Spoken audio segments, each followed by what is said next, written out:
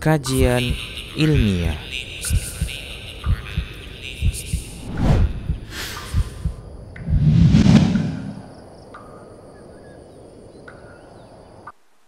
Bismillah. Assalamualaikum warahmatullahi wabarakatuh. Assalamualaikum warahmatullahi wabarakatuh. Alhamdulillah, salatu wassalamu ala rasulillah, amma ba'd.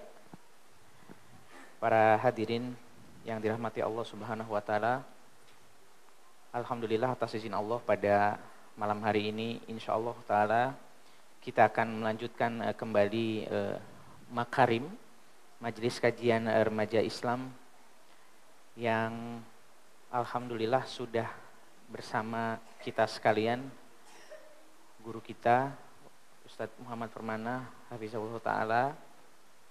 Sebelum kita memulai kajian pada malam hari ini, ada beberapa hal yang ingin kami sampaikan kepada para jamaah sekalian yang berbuka puasa.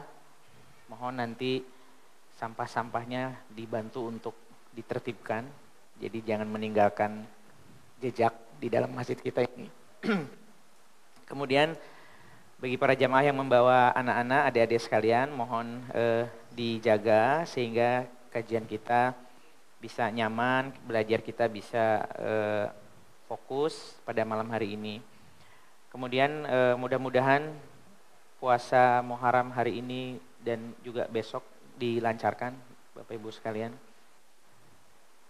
Pada malam hari ini insya Allah topik kita adalah bagaimana berbicara atau melihat kriteria pasangan suami dan istri berdasarkan pada sunnah. Mudah-mudahan ada banyak manfaat dan faedah yang bisa kita ambil dari topik dan tema pada malam hari ini.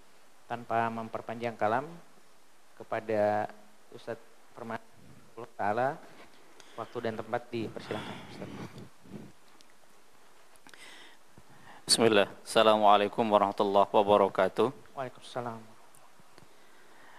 Alhamdulillahirabbil alamin. Wa bihi nasta'in ala umurid dunya waddin. Wassalatu wassalamu ala asyrafil anbiya'i wal mursalin. Sayyidina Muhammadin wa ala alihi wa ashabihi wa man tabi'ahum bi ihsanin ila yaumiddin wa ba'du. Alhamdulillah, kembali kita bersyukur kepada Allah Subhanahu wa taala atas segala karunia yang Allah Subhanahu wa taala berikan kepada kita semua. Dan di antara karunia yang Allah Subhanahu wa taala berikan kepada kita adalah nikmat kehidupan. Sampai kita di tahun ini 1447 Hijriah. Dan ini merupakan nikmat yang besar yang Allah Subhanahu wa taala berikan kepada kita. Kita sadar bahwasanya banyak kekeliruan, kesalahan dan dosa yang kita lakukan. Dan alhamdulillah Allah Subhanahu wa taala masih memberikan kesempatannya untuk kita sehingga kesalahan, kekeliruan itu bisa digugurkan dengan melaksanakan puasa. Yaitu puasa pada tanggal 10 Muharram, yang Nabi kita SAW mengatakan, ya, Syam Yauma Asyura, berpuasa pada tanggal 10 Muharram, ahtasibu 'ala Allah ayyukaffira as-sana allati qablahu. Aku berharap menggugurkan dosa-dosa setahun yang lalu. Ini kesempatan besar yang Allah Subhanahu wa taala berikan kepada kita semua, maka hendaknya nikmat ini, kesempatan ini kita manfaatkan dengan sebaik-baiknya. Dan ikhwani fiddin hadaniyallahu wa iyyakum jami'an, masih banyak nikmat-nikmat yang lain yang Allah Subhanahu wa taala berikan kepada kita semua. Di antaranya nikmat Allah Subhanahu wa taala telah menjadikan untuk kita pasangan dari diri kita sendiri, itu dari kalangan manusia. Ya, dari seorang wanita, karena yang namanya laki-laki membutuhkan wanita. Namun dengan cara-cara tentunya yang memang sudah digariskan di dalam Al-Quran maupun hadis Rasulullah Sallallahu Alaihi Wasallam. Untuk itu pada kesempatan kali ini kita akan melanjutkan kembali pembahasan kita yang Ya qadarullah sudah lama libur kita Bang Eka ya. Nah, Ustaz. Ya. Setahun juga. 1446, 1447, Masya Allah. Nah, sebelum kita lanjut, kriteria pasangan ideal menurut Al-Quran dan Sunnah Rasulullah SAW, mungkin di antara teman-teman yang pernah mengikuti beberapa pertemuan untuk tema ini, ya untuk tema ini kita sudah menyebutkan ada tiga kriteria pasangan ideal menurut Al-Quran dan hadis Rasulullah SAW. Kalau boleh tahu yang tiga itu apa saja di antara teman-teman yang bisa ya mengulang kembali sebelum kita masuk poin yang selanjutnya. Ada kira-kira yang bisa menyebutkan? Tafadhol. Ada tiga. Ya ada tiga yang sudah kita bahas sebelumnya. Sebelum kita lanjut, yang punya catatan silakan buka catatannya. Ada kira-kira? Ini member lama apa member baru kayaknya? Iya. Kayaknya wajah-wajah baru nih. Iya, wajah-wajah baru.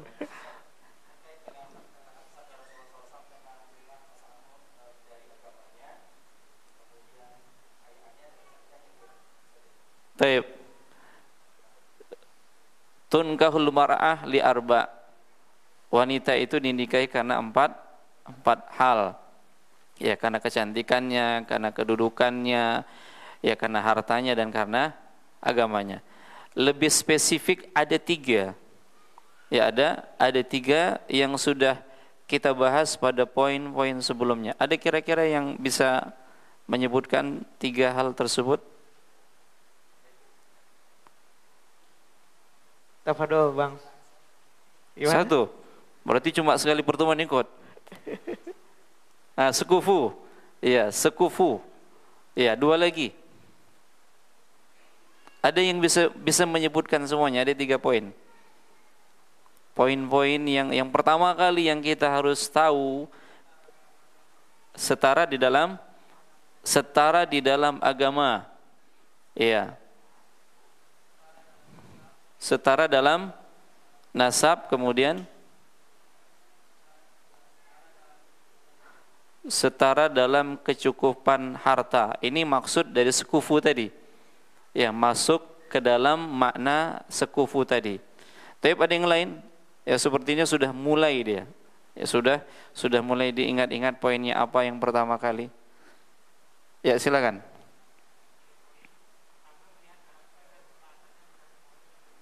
Ya, yang pertama taat. Ini poin yang pertama. Yang kedua, sekufu. Kemudian yang ketiga, ya, menyenangkan jika dipandang. Nah, Masya Allah, barakallahu fiik. Nah, taib, ini ada hadiahnya. Masya Allah. Iya. Silakan. Nah, jamaah ini dimuliakan oleh Allah. Ada 3 yang sudah kita sebutkan. Yang pertama, taat kepada Allah dan Rasulnya. Dan taat kepada Allah dan Rasulnya ini dibangun di atas ilmu. Makanya untuk mengetahui bagaimana karakter pasangan kita, ya, yang mau kita jadikan pendamping di dalam hidup kita, lihat di mana sering nongkrongnya, di mana sering duduknya. Kalau ternyata duduknya di majelis-majelis ilmu, dia datang ke masjid, halaqah-halaqah ilmu, artinya dia berusaha untuk membenahi dirinya menjadi orang yang taat kepada Allah dan Rasulnya. Tapi kalau kita serampangan memilih hanya sebatas di jalanan, di mal-mal, di pasar, bagaimana kita tahu bahwasanya dia adalah orang yang taat kepada Allah dan Rasulnya? Hanya di majelis ilmu yang dia belajar agama, kata Nabi kita SAW, man yuridillahu bi khairan yufaqihu fiddin. Barang siapa yang Allah Subhanahu wa taala inginkan kebaikan pada dirinya, dia akan difahamkan terhadap agama. Dan pemahaman terhadap agama itu dapatnya di mana? Di majelis-majelis ilmu. Kemudian yang kedua, sekufu, setara. Ya. Sebagian para ulama mengatakan bahwasanya sekufu ini bukan syarat sahnya nikah. Ya, bukan syarat sahnya nikah, tapi menjadikan pernikahan itu bisa langgeng dengan sekufu. Dan kita sudah pernah menyebutkan kisah, ya, anak angkat Rasulullah SAW, Zaid bin Harithah dengan, ya, Zainab bintu Jahshin sebelum menikah dengan Rasulullah SAW. Sama-sama sahabat Nabi. Ya, tapi dari sisi kafaahnya, ya, Zaid bin Harithah ini mantan budak, bukan bangsawan, bukan orang yang kaya. Sementara Zainab bintu Jahsyin, ya, seorang Quraisy, seorang bangsawan. Tapi karena ini merupakan perintah Nabi SAW, akhirnya Zainab ikut perintah Nabi. Karena ikutnya perintah Nabi, taatnya kepada Nabi SAW, hasilnya apa? Hasilnya, buahnya Zainab menjadi istri Rasulullah SAW, dan yang menjadi wali langsung Allah Subhanahu Wa Taala untuk Zainab. Kemudian yang ketiga, yaitu senang ketika dipandang. Jadi butuh satu di antara karakteristik yang harus diperhatikan adalah masalah fisik, ya. Dan ini relatif, masing-masing pasangan laki-laki dan perempuan itu kan sesuai dengan kondisinya masing-masing. Nah, seperti itu dia jemaah ini dimuliakan oleh Allah. Karena Nabi SAW pernah mengatakan kepada para sahabat, salah seorang sahabat yang hendak menikah, Nabi katakan, apakah engkau telah melihatnya? Maka lihatlah, karena pada mata orang-orang Ansor itu ada sesuatu. Jadi supaya, ya, ada ketertarikan ketika dia menikah, maka senang ketika dipandang, menyenangkan ketika dipandang. Dan ini satu di antara karakteristik wanita solehah. Apabila suaminya memandangnya, maka akan mendatangkan ketenangan di dalam hatinya. Nah, ini faktor fisik, ya, faktor fisik juga dilihat. Kemudian ikhwani fiddin hadaniyallahu wa iyyakum jami'an.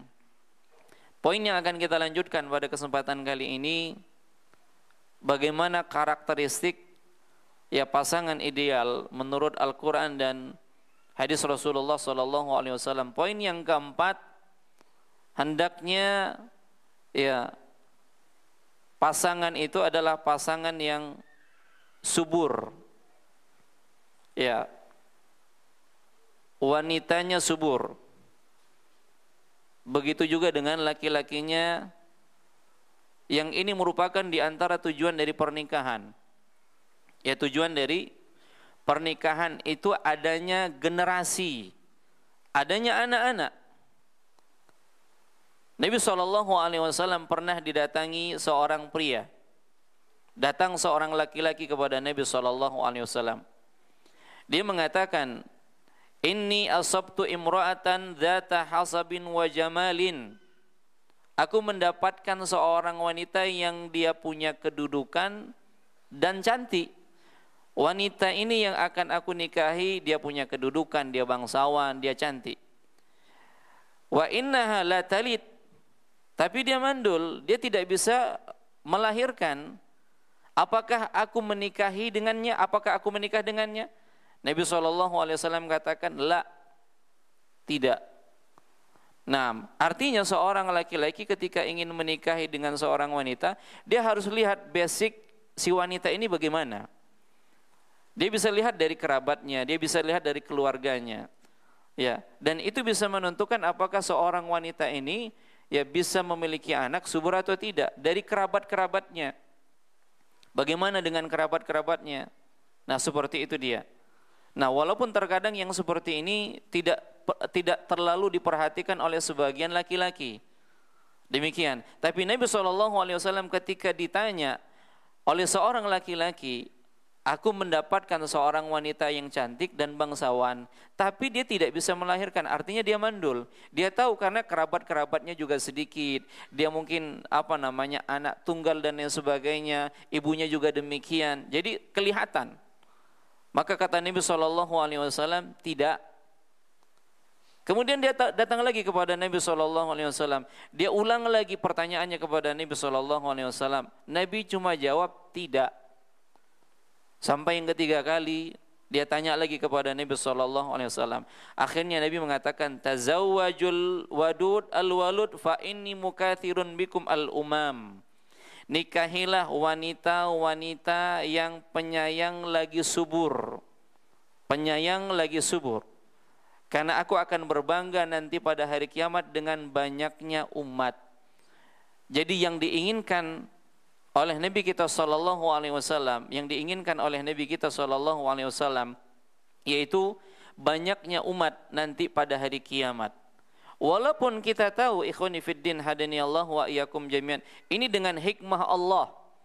Ini dengan hikmah Allah. Nabi SAW itu hanya mendapatkan anak dari Khadijah, tidak dari istri-istri yang lain, dan budaknya yang bernama Maria Al-Qibtiyah. Dari istri-istri yang lain tidak ada.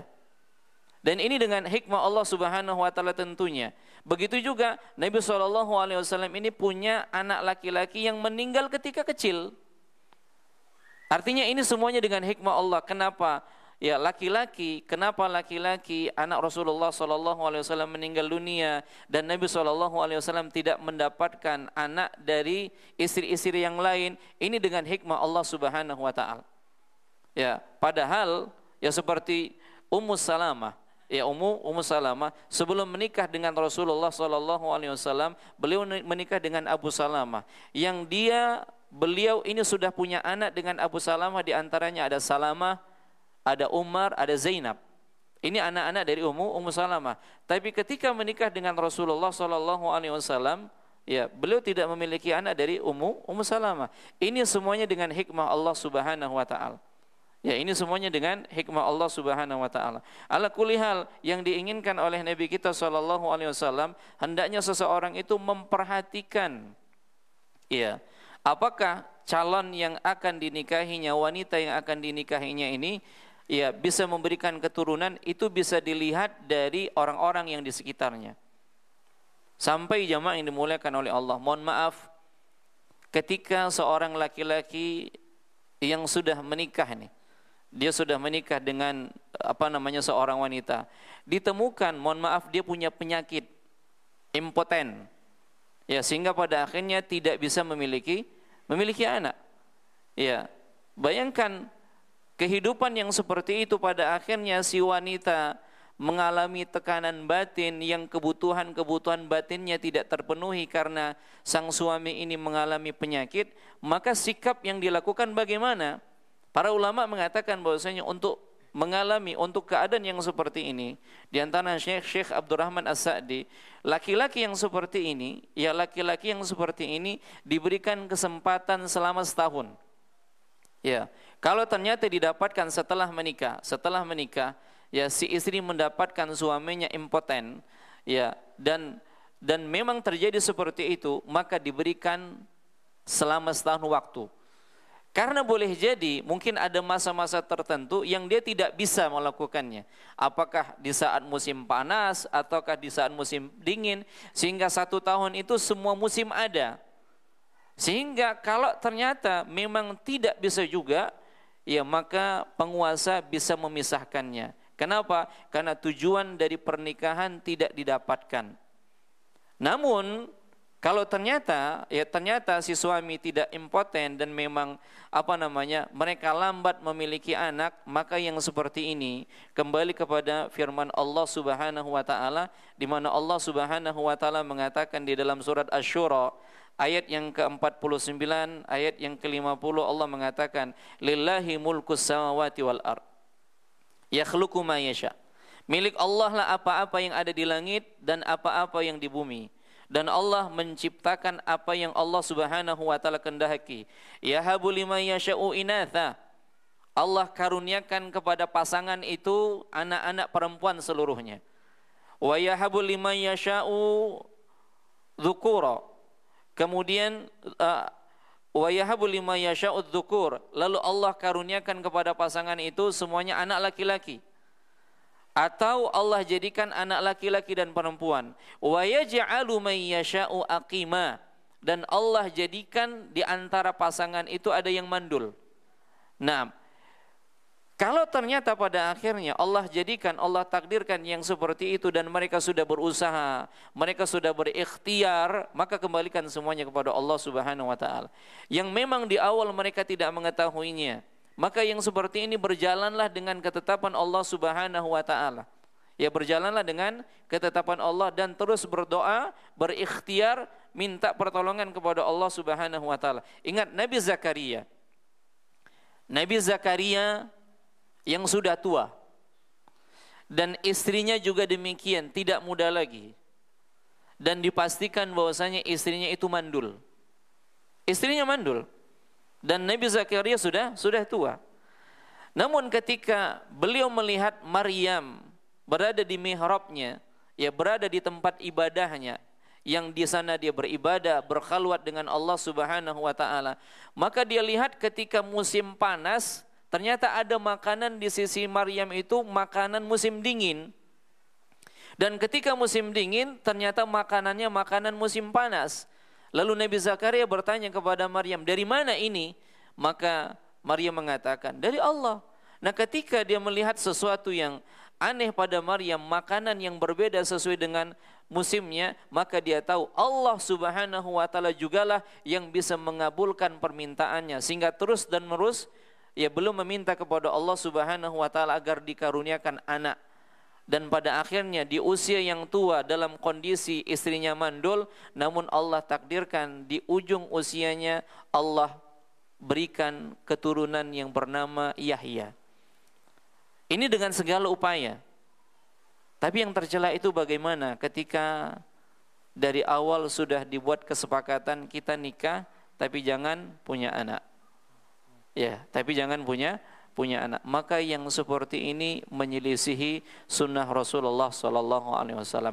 Tapi kalau dia sudah menikah, qadarullah memang tidak tahu dari awalnya kondisinya bagaimana, maka berjalanlah sesuai dengan ketetapan Allah Subhanahu wa taala dan teruslah berusaha berdoa kepada Allah Subhanahu wa taala, karena yang seperti itu ketetapan dari Allah Subhanahu wa taala. Karena tidak jarang kita dapatkan seorang yang sudah masa pernikahannya lama sampai pada akhirnya Allah tetap memberikan karunia anak kepada mereka. Ini semuanya dengan takdir Allah Subhanahu wa taala. Nah, demikian. Ini poin yang bisa kita diskusikan sebelum kita lanjut ke poin berikutnya. Silakan Bang Eka. Baik, syukron Ustaz. Baik, jadi ini ada poin penting buat kita para jamaah sekalian, bahwa salah satu kriteria yang memang diperintahkan untuk kita lakukan pada saat memilih para calon pasangan kita, hendaknya pasangan ini yang subur. Jadi memastikan kesuburannya, karena memang Nabi kita menyukai banyaknya umat. Jadi nikahilah wanita yang baik dan subur. Nah, kemudian tadi ada satu hal yang memang menarik, bahwa sebaiknya kalau memang tidak ada uzur sama sekali, memang menikah itu harus punya anak gitu. Nah, tapi hari ini memang ada gerakan Ustadz ya, tadi pas pula Ustadz singgung, kalau memang tidak ada uzur apapun, bersepakat, ini nama gerakannya child free Ustadz namanya. Child free. Dan itu udah banyak di Indonesia ini, walau alam di Medan sudah ada yang menganut dalam tanda kutip ini apa enggak. Jadi menikah, memang bersepakat child free, udah enggak mau punya anak. Itu jelas-jelas direkreasikan di ruang terbuka, dan tadi udah terkonfirmasi oleh Ustadz bahwa memang ini menyelisihi ketetapan Allah. Tapi bagaimana kalau seperti ini Ustadz? Misalnya memang sudah punya anak, alhamdulillah diberkahi anak oleh Allah, misalnya ada yang 2, ada yang 3. Kemudian secara kondisi memang masih memungkinkan dan masih subur. Kemudian mereka membatasi, cukuplah Bang, cukuplah Dek, 3 aja, jangan 4. Iya. Nggak sanggup Pak misalnya. Itu bagaimana? Apakah itu menyelisihi yang tadi Ustadz maksud atau seperti apa Ustadz? Taib. Kaum muslimin, kaum muslimat yang dimuliakan oleh Allah, menghentikan si wanita itu, si istri tidak lagi memiliki anak, sementara masa-masa produksi itu masih bisa. Dari sisi medisnya masih memungkinkan untuk hamil dan melahirkan lagi. Nah, yang diperbolehkan itu adalah mengatur jarak. Adapun menghentikan, karena sudah cukup, sudah dapat laki-laki, sudah dapat perempuan. Nah, qadarullah kedua-duanya mungkin pada saat lahiran anak pertama normal, lahiran anak kedua sebenarnya bisa normal. Tapi karena pengen nutup rahim, pada akhirnya udah selesai, dia operasi sekaligus untuk mengangkat rahimnya dan tidak lagi punya anak. Maka yang seperti ini tercela. Kenapa? Karena ini menyelisihi sunnah Rasulullah sallallahu alaihi wasallam. Kalau ada faktor yang menjadikan dia tidak bisa lagi untuk hamil, memudaratkan si istri, ya setelah dia diskusi dengan dokter yang memang amanah, ya dokter obgyn, ahli kandungan yang memang ini tidak memungkinkan bagi si istri untuk hamil lagi. Ya, dan memang memudaratkan kalau seandainya dia hamil, maka yang seperti ada udzur boleh.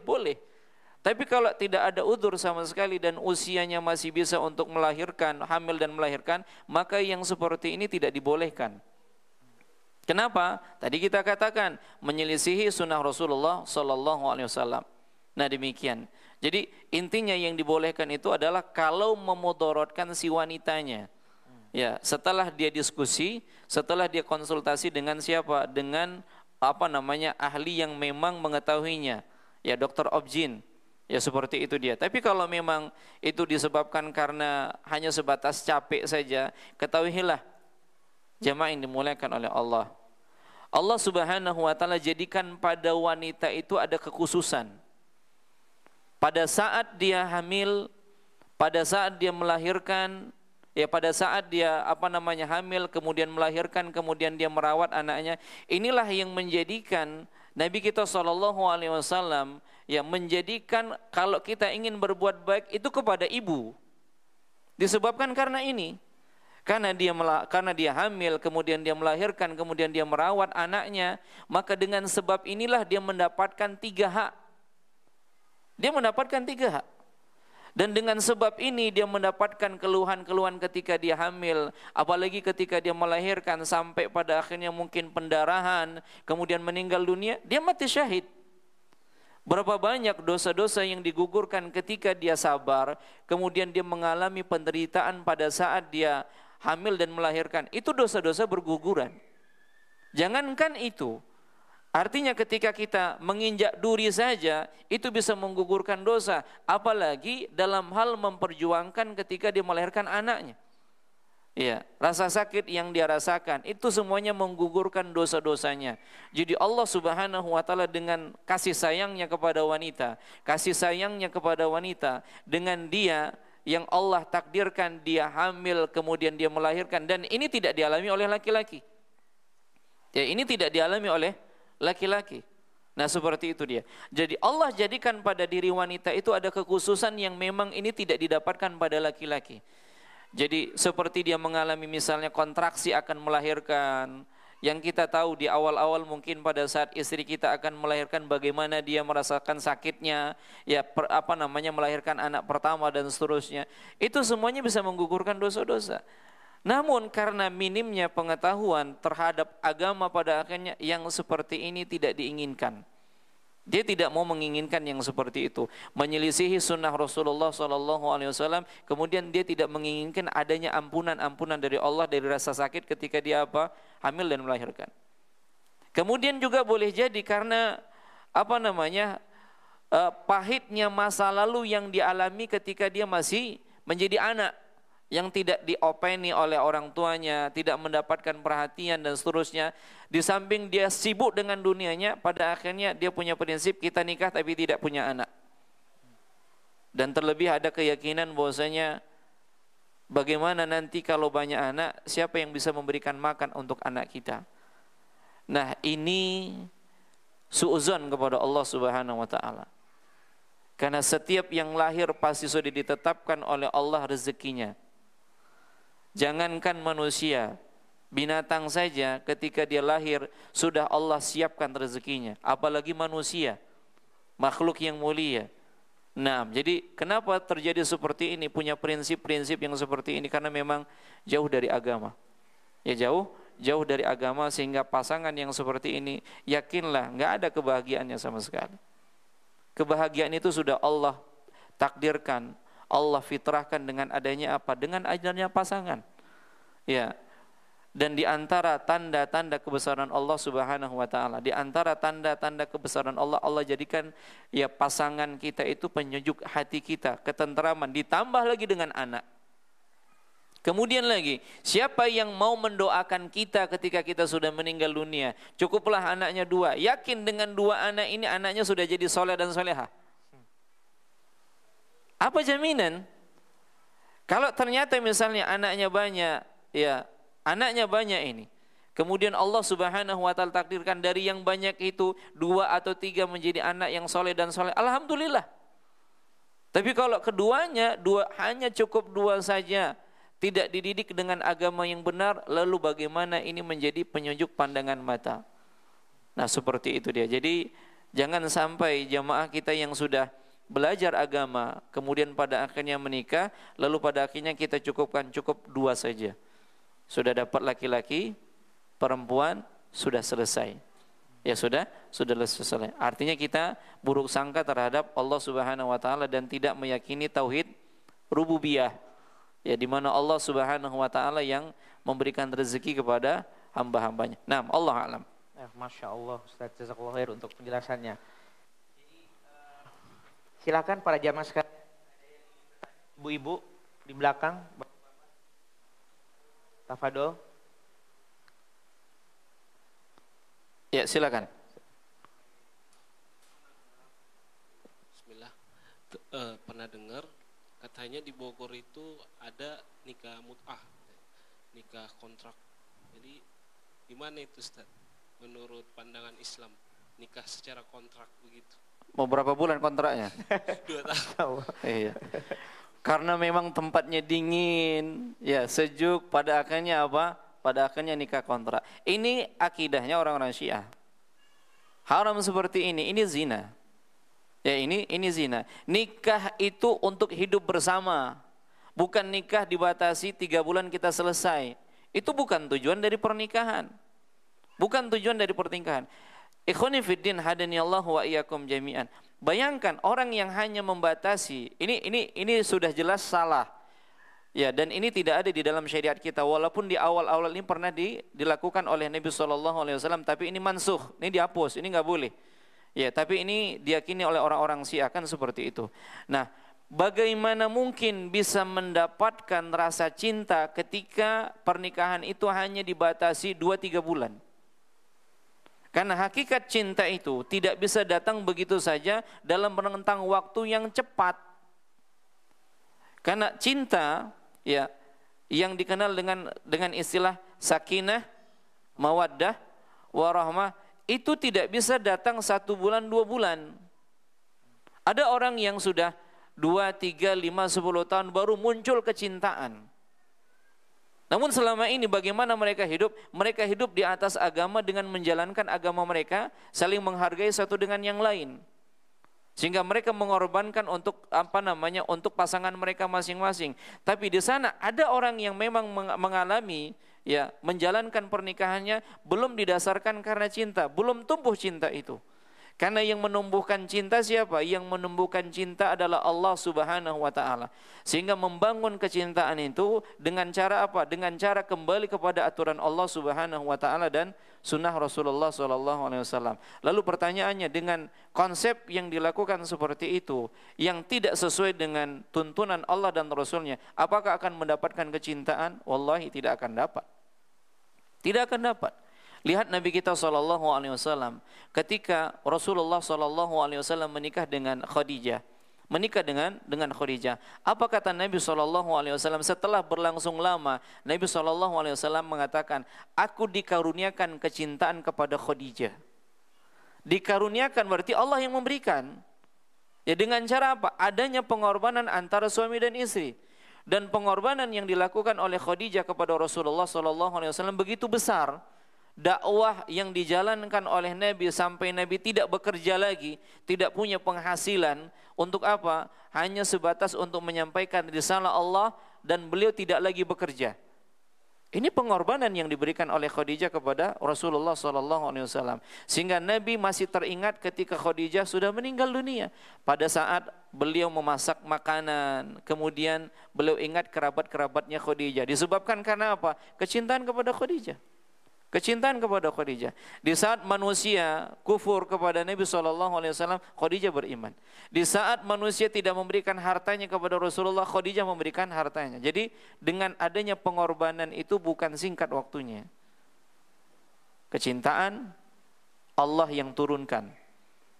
Dan ketika kita ingin rumah tangga kita ya diturunkan kecintaan oleh Allah di dalamnya, maka cara untuk mendapatkannya hanya dengan kembali kepada aturan Allah dan Rasulnya SAW. Yang jelas ini bertentangan dengan syariat dan itu praktek zina. yaitu praktek zina. Jadi menikah bukan untuk bercerai, tapi menikah untuk selamanya sampai tua. Demikian, Allahu a'lam. Ya, jazakallahu khair, Ustaz. Ya, jadi poinnya kalau memang bagi para ikhwan dan akhwat sekalian yang memang masih berpikir-pikir. Tapi sebelumnya ini Bang, tafadhol. Oh, tafadhol. Masya Allah. Jazakallah. Jadi kita jangan berprasangka buruk pada Allah gitu. Kalau misalnya memang sudah ada keinginan, sudah ada calon, disegerakan. Kemudian jangan membatasi jumlah anak seperti yang tadi Ustadz bilang gitu kan. Jadi bahwa kita, Bapak Ibu sekalian, para jamaah yang dirahmati Allah, yang diperbolehkan itu hanya mengatur jaraknya saja, bukan menghentikan proses pada kehamilan dan kelahiran anak-anak kita. Tafadhol, masih ada lagi yang mau ditanyakan kira-kira? Ibu-ibu di belakang? Karena biasanya ibu-ibu yang sering banyak protes gitu ya, kalau mau kita pakai istilahnya protes. Udah capek Pak, enggak mau lagi. Bapak enak. Ternyata ibu-ibu sekalian tadi Ustadz sudah bilang bahwa dalam kesakitan saat melahirkan itu bisa menjadi penggugur dosa, dan makanya itu pula lah yang memang membedakan antara kita kaum lelaki dengan perempuan. Karena saking spesialnya perempuan, proses kehamilan dan kelahiran itu bisa juga menjadi cara bergugurannya dosa-dosa kita. Silakan ibu-ibu, ada yang mau ditanya? Tidak ada sepertinya Ustadz. Tafadhol. Baik, kalau tidak ada kita bacakan satu hadis dari Rasulullah SAW, dan ini ditujukan kepada laki-laki dan perempuan, kepada suami dan istri. Nabi kita SAW mengatakan di dalam sebuah hadis yang dikeluarkan oleh Al-Imam An-Nasa'i di dalam kitab As-Sunan Al-Kubra, beliau SAW mengatakan, "Ala ukhbirukum birijalikum min ahlil jannah." Maukah kalian aku kabarkan para lelaki dari kalian yang masuk surga? Nabi sebutkan nih golongan laki-laki yang masuk surga. Siapa saja golongan laki-laki yang masuk surga? Nabi SAW mengatakan, "An-nabiyyu fil jannah." Nabi SAW di dalam surga. Was-siddiq fil jannah. As-siddiq di dalam surga. Orang-orang yang jujur dan yang mendapatkan predikat ini diantaranya adalah Abu Bakar. Wasyahid fil jannah. Orang yang mati syahid ini di dalam surga. Wal maulud fil jannah. Anak kecil yang meninggal di surga. Anak kecil yang dia belum balik kemudian dia meninggal dunia, maka dia masuk ke dalam surga. Warrajul yazuru akhahu fi nahiyatil Misr la yazuruhu illa lillahi azza wa jalla. Seorang laki-laki yang mengunjungi saudaranya di ujung kota dan dia tidak mengunjunginya kecuali karena Allah Subhanahu wa taala. Artinya dua orang ini saling mencintai karena Allah, sehingga dia kunjungi saudaranya karena Allah Subhanahu wa taala, menziarahi saudaranya karena Allah Subhanahu wa taala, maka dia di dalam surga. Nah, ini dari golongan laki-laki. Ya, dari golongan laki-laki yang disebutkan oleh Nabi SAW yang masuk ke dalam surga. Wa nisa'ukum min ahlil jannah. Nah, sementara dari golongan wanita yang menjadi penduduk surga siapa? Al-wadudul walud. Istri-istri kalian yang masuk surga yaitu yang mudah melahirkan. Ya, banyak lagi sangat penyayang kepada suaminya. Yang mudah melahirkan artinya anaknya banyak, kemudian dia penyayang kepada suaminya. Lalu Nabi SAW mengatakan, ya, serta yang selalu datang kembali, itu jika suaminya marah, maka ia pun datang kembali kepada suaminya. Jadi pada saat suaminya marah, dia segera datang kepada suaminya dan meletakkan tangannya di tangan suaminya. Dia serahkan nih tangannya ini ketika suaminya marah, kemudian dia letakkan tangannya di atas tangan suaminya. Lalu dia mengatakan, aku tidak akan merasakan ketenangan hingga engkau redha. Jadi kalau suaminya marah, di antara karakteristik penduduk surga, wanita penduduk surga gimana? Marah suaminya, ternyata si istri mendatangi suaminya dan menyerahkan tangannya ya di atas tangan suaminya, lalu dia mengatakan, aku tidak akan pernah merasakan ketenangan hingga engkau redha. Artinya aku tidak akan bisa memejamkan mata ini, tidak akan pernah bisa tidur sampai suaminya redha. Ini karakteristik istri penghuni surga. Bapak-bapak, ketika bapak-bapak marah, istrinya gimana, Pak? Lari dari rumah. Gimana, Pak? Ya, kemana istrinya? Ya. Ketika suaminya marah, istrinya kemana? Langsung dia ingat di dalam kamar, kayaknya di dalam kamar itu ada koper lah. Ya. Langsung dia ke kamar, kemudian ngambil koper, isi baju, lalu dengan mengatakan, pulangkan aku ke rumah orang tuaku. Ini bukan karakter. Ini bukan karakter seorang istri wanita penghuni surga. Jangan pernah sekali-sekali ketika ada permasalahan di dalam rumah tangga kemudian pulang cerita kepada orang tua. Bukan seperti itu jamaah yang dimuliakan oleh Allah. Kita pernah menceritakan Fatimah, beliau tidak pulang ke rumah bapaknya menceritakan hal masalahnya dengan Ali kepada Rasulullah. Tidak. Tetapi sebaliknya ketika suaminya marah, ya dalam riwayat yang lain dikatakan, atau dia yang marah, dia yang menyerahkan diri kepada suaminya. Kenapa? Karena dia berusaha untuk mencari keridhaan suami. Karena Nabi kita SAW mengatakan, wanita mana saja yang meninggal dunia sedangkan suaminya redha, maka dia masuk surga. Maka seorang istri harus benar-benar mencari keridhaan suaminya. Nah, jadi tadi disebutkan karakter wanita penghuni surga siapa? Yang mereka banyak anak lagi penyayang. Banyak anak lagi penyayang. Artinya Allah memberikan kemudahan bagi dia untuk melahirkan, kemudian dia sayang kepada suaminya, lalu ketika suaminya marah, tatkala dia melakukan kesalahan, dia pasrah, dia kembali kepada suaminya. Lalu dia berusaha untuk minta maaf kepada suaminya, bukan malah suaminya didiamkan. Bukan malah suaminya didiamkan, kemudian pada akhirnya dia lari ke rumah orang tuanya. Ini bukan karakter wanita yang solehah. Selesaikanlah ketika ada masalah, selesaikanlah dengan pasangan. Jangan buru-buru kita menceritakannya kepada siapa? Kepada orang tua. Ingat, orang tua itu sudah beban, sudah banyak beban yang mereka pikul ketika kita belum menikah menjadi seorang anak. Kemudian ketika sudah menikah, seharusnya bebannya itu hilang.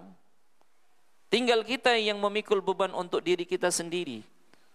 Ya, jadi jangan bermudah-mudahan menceritakan keluh kesah kehidupan kita kepada orang tua. Sebaliknya ketika kita berhadapan kepada orang tua kita, tampakkan kebahagiaan di hadapannya sehingga dia tidak memikirkan kesulitan-kesulitan kita. Ini baru. Jadi jangan bermudah-mudah untuk menceritakan masalah dengan pasangan. Kenapa? Karena ketika seorang istri menceritakan keburukan pasangannya, maka hilanglah wibawa seorang suami di hadapan orang tua istri. Dan sebaliknya seorang suami jangan pernah menceritakan kekurangan aib istrinya, karena hilanglah marwah istri di hadapan keluarga besar suaminya. Selesaikan bersama. Ya selesaikan bersama. Ingat ketika suami istri sudah bertekad menjalin hubungan rumah tangga, mereka harus berdikari. Berdiri di atas telapak kaki mereka sendiri. Jangan bebankan orang tua dalam kehidupan mereka. Kalau bukan dalam kondisi-kondisi yang memang terpaksa, jalani. Nah, seperti itu dia. Nah, ini sebagai pelajaran bagi kita semua. Ya, walaupun ini bukan pembahasannya, tapi karena hadisnya menyebutkan seperti itu, sedikitlah kita tambahkan keterangan berkaitan tentang pasangan suami dan istri. Walaupun ini di poin-poin berikutnya akan dibahas berkaitan tentang hak dan kewajiban suami dan istri. Mungkin seperti itu Bang Eka, karena waktu kita juga sudah masuk waktu. Nah, jazakallahu khair Ustadz, para jamaah sekalian, Mudah-mudahan kajian malam hari ini tentang bagaimana kriteria kita memilih pasangan bisa memberikan manfaat bagi kita semua dan menjadi berkah bagi kita, bagi para ikhwan dan akhwat sekalian yang masih mencari pasangan. Insya Allah kajian ini memberikan saran yang berdasarkan Al-Quran dan Sunnah para Rasul kita, sehingga kita bisa mendapatkan pasangan yang sesuai. Terakhir sebelum kita menutup pertemuan pada malam hari ini, satu hal yang tadi Ustadz amanahkan ke kita sekalian, baik pada ikhwan dan akhwat, setelah menikah Rasul kita sangat senang umatnya banyak nanti di akhir zaman.